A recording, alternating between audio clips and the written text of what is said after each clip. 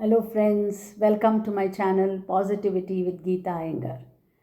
We are going to talk about how some people make you happy and how some people make you sad. How some people de-stress you and how some people stress you out.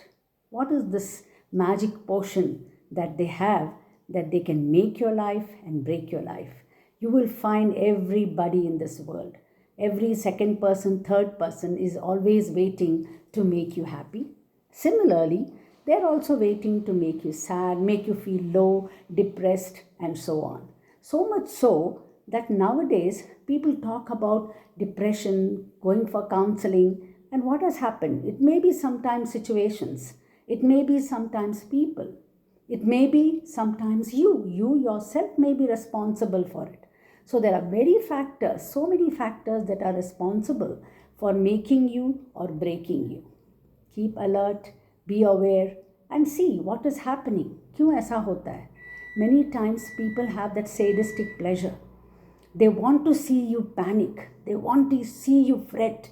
They want to see you searching for an important document. Many times I have seen when you're searching for some certificate, it may be a death certificate, birth certificate, it may be a degree certificate, any diploma, anything, if you're searching, or even your ticket or passport, the other person may know but will not tell you. They will not tell you where it is because they want you to fret, they want you to search, they want you to get stressed and search all over. And in the end, when you are completely given up, you see the pleasure in their eyes. At that time, they'll hand over the document that you are searching. They are nice people, gem of people. They have all good qualities, but this streak of madness or what you call craziness is there in them. They want to see you suffer. And we come across a lot of people like that. It is a psychological issue. Yes, sadistic nature. They like to see others suffer. You have seen even small children. I have grew up. I used to see how these boys used to tie one thread to a lizard and go on wriggling with it. And those days, I wanted to just catch hold of those people and bash them.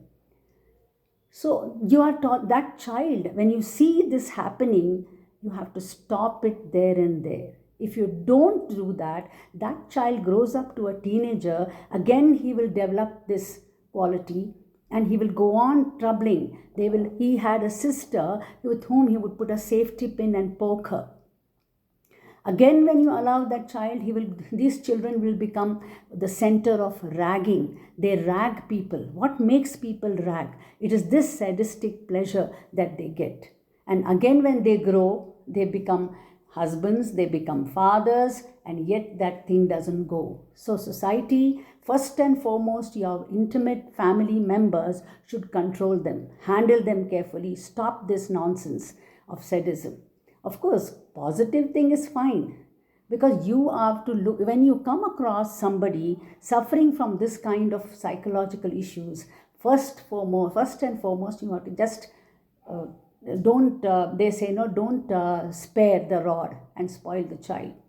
You have to do that, explain to them, make them sensitive. Sometimes it is inborn in them. So many times children, you don't know why they want to tear things, why they want to break things. And if you allow that to happen, when they grow as adults, they will break any other human being. And that human being, that person, whether it's a daughter or sister or wife or mother, happens to be very gullible and vulnerable, then you can imagine the plight of those children, of those people. So we have to be strong. We all the time we say, I have to be strong, I have to do this, and so on. But more than that, you have to teach these children, nip them in the bud. Don't allow this to trigger. And if that happens, and if you think that it is beyond your teaching or conditioning, then take him to a therapist. Take that child to a counselor. They need that. Otherwise, you will have such grown up men and grown up women who take pleasure in bringing pain to others, which is very pathetic, very sad. And this is happening everywhere. We all see that, and we are not able to do anything. I have experienced a lot of people, I have seen this, the pleasure in their eyes when they're seeing another person in trouble. So let's not look at it. Let's not endure anymore. Go ahead and teach those people. At the same time, whoever is going through this trauma, try to help them and tell them to face it very strongly and not to panic. There are many cases today who have ended up in asylums. They have ended up in different mental institutions because they have been the victim of sadistic pleasures, sadism. So, friends, once again, whenever you come across anybody who is going through this problem, you take them to the doctor, take them to the counselors, and take those people, when you observe that somebody is responsible for them, take them to task. Even a little inch, if each one does a little job, it will be a great service to humanity.